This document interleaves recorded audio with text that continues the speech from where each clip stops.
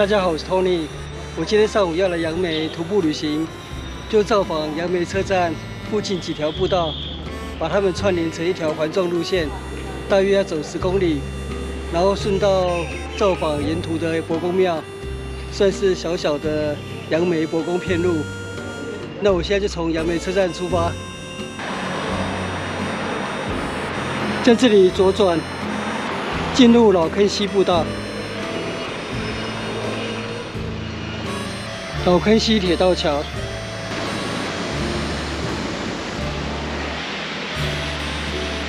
老坑溪头重溪在这里汇流，下游称为社子溪。接下来衔接社子溪步道，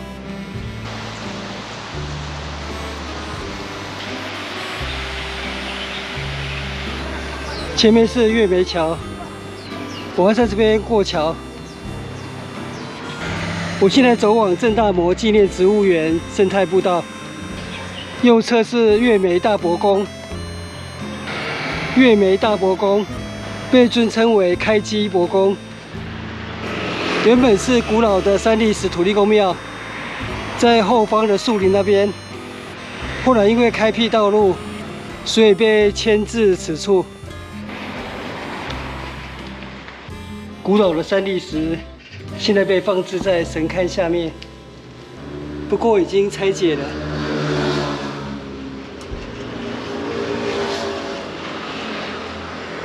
这是我今天杨梅伯公遍路遇到的第一间土地公庙。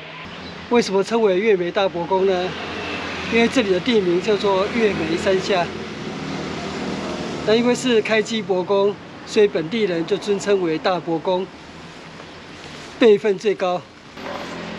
继续前行，梅高路105巷，郑大谟公祠堂。这里有杨梅到东堂郑家史略。郑大谟原籍广东省惠州府陆丰县人，乾隆年间来到台湾拓垦，后来在杨梅地区开垦成功，成为地方望族。现在杨梅地区有2处市定古迹，就是郑大谟的后代子孙建立的三合院古厝，所以郑家在杨梅地区是非常大的望族。这边的墙壁有郑大谟来台拓垦的彩绘故事，家境如洗，背井离乡，含泪启程，乘船到台湾，穿破衣祈求张家故为长工。张大谟娶张家小姐为妻。 后来，张大谟买下附近隘口寮的土地，进行拓垦。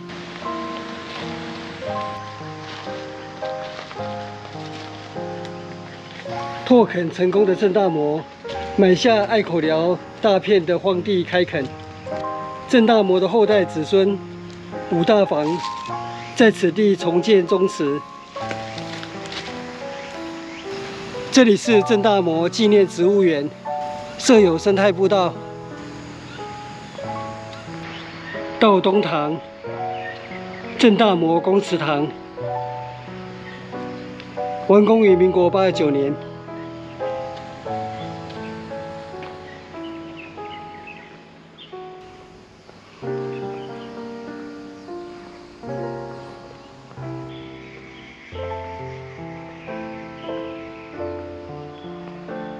接下来我就去造访道东堂后方的生态步道，绕一圈大概10几分钟吧。途中也会经过一间伯公庙，从这里进入。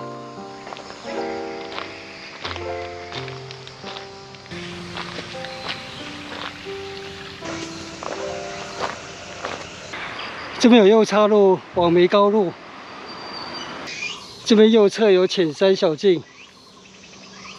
小环状路线，我就走主步道。浅山小径在这边跟主步道汇合。土地公庙在前面这里，这是隘口寮松山伯公。隘口寮是这里的地名。福德祠。为什么杨梅这里会设有隘口寮呢？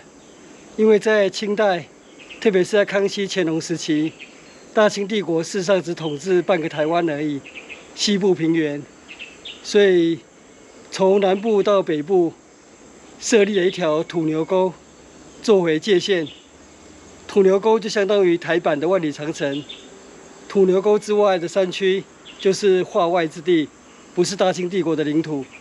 那土牛沟既要防止原住民跨界过来侵扰，也防止汉人跨界去拓垦，以免造成双方的冲突。这条长几百公里的土牛沟，现在几乎已经不留痕迹了。不过在杨梅地区还保留一段杨梅土牛沟，算是比较完整的。不过距离比较远，不在我今天的旅行范围之内。隘口寮松山伯公，这是我今天杨梅伯公片路遇见的第二座伯公庙。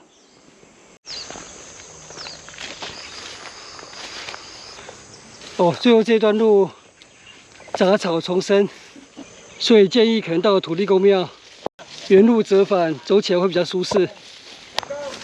走出来了，旁边这里有红砖屋，进来参观一下。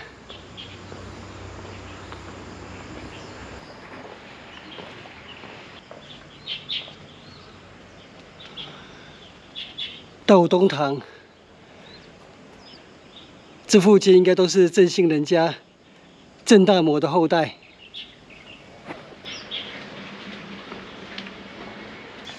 现在就走回月眉桥，继续我的旅程。月眉桥过桥后，这里有河滨步道，前面是新梅五街，我会造访新梅伯公。新梅伯公就在树下这里，是古老原始的三砾石土地公。三砾石土地公，新梅伯公，这是我今天造访的第3间伯公庙。旁边是社子溪，对岸那里也有步道。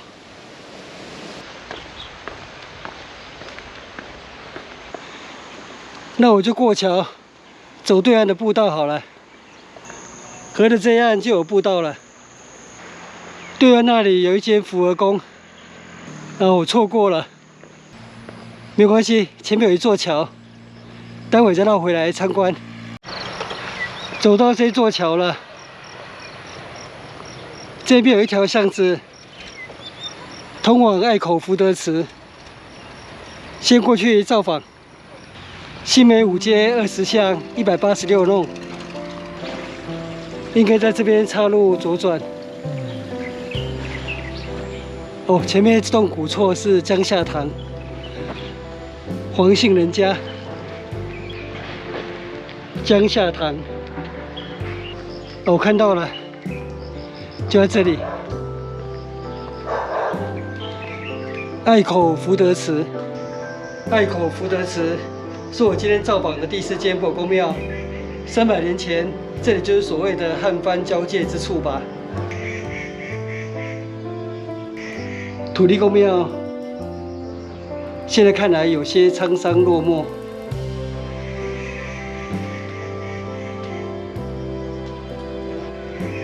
我就原路折返了。慈恩桥。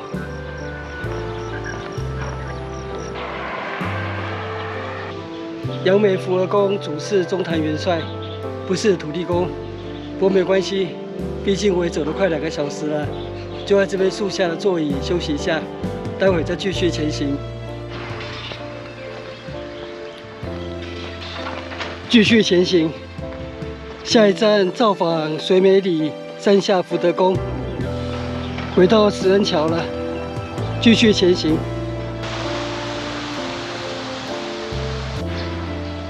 这条巷子是阳信路2段176巷。阳信路2段，这边左岔路通往水尾里山下福德宫，待会再过去。前面这里有古厝，看一下。这是陇西堂，彭姓宗祠。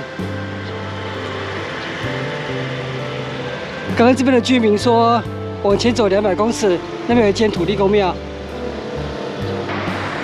福德祠、伯公庙。这是今天造访的第5间伯公庙，庙联有“水美”2字，所以这间可以称为水美福德祠。阳新路2段337巷，我看到指标了。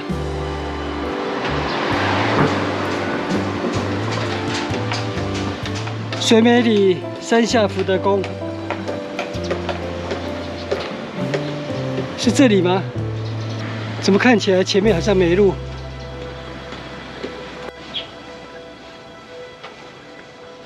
哦，在这里，蛮隐秘的。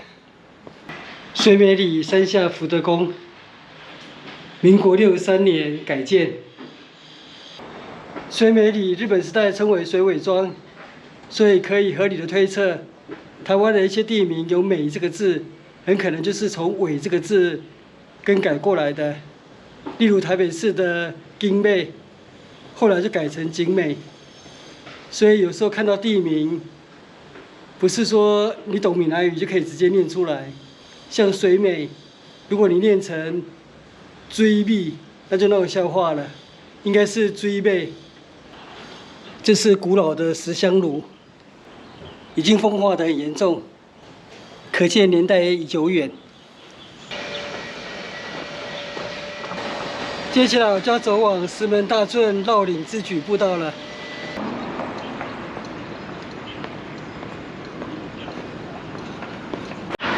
统一企业杨梅总厂。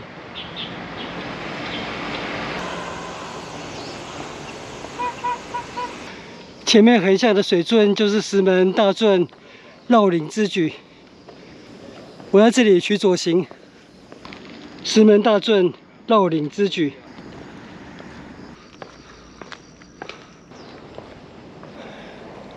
从这里进入石门大圳绕岭之举步道。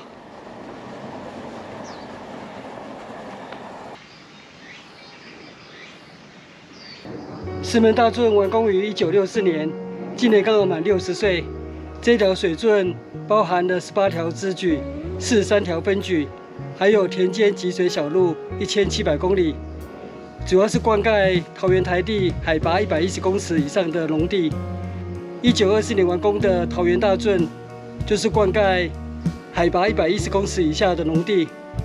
这2条水圳完成之后，让桃园台地从1年1熟变成1年2熟，所以大大提高农业的生产力。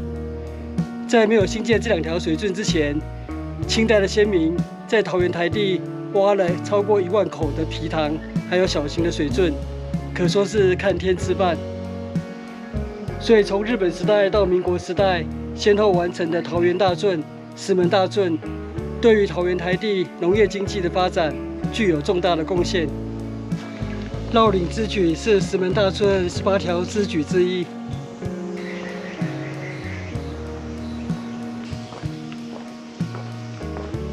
走到这段路，终于有苦尽甘来的感觉。因为今天天气比我预期的还要热。 所以刚走马路的时候是比较辛苦，不过我们登山客一向是假扣动作假步，所以没有关系。俗话说“天公疼公人，背公嘛是疼公人”，所以愈公愈有福。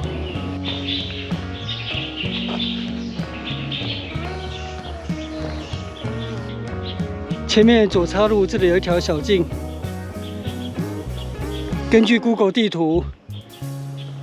这边进去那边有一间土地公庙，那我就脱离石门大圳，去造访那间土地公庙。前面那里就有住家了，荒废的红砖屋，大坪街22巷。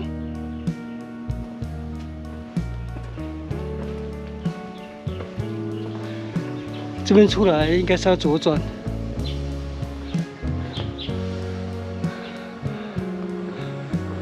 再往前看一下，前面这里是住家，好像在前面那里。这是今天造访的第7间伯公庙——福德祠。Google 地图啊特别标示，这间福德祠有一尊罗汉像。既然走到这里了，我就不往回走，回到石门大圳，就从这边的乡间小路走往杨梅车站，因为这样距离更近。继续前行。对面是阳新国小，我本来是要走那边的河堤步道，回到杨梅车站。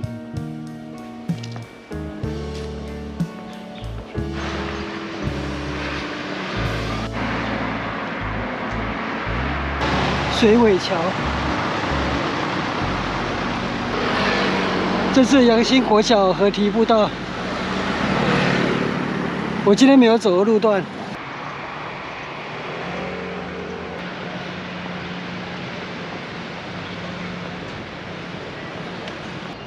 我回到杨梅车站了，今天这样环绕一圈，差不多走了10公里路，大约花了将近4个小时的时间。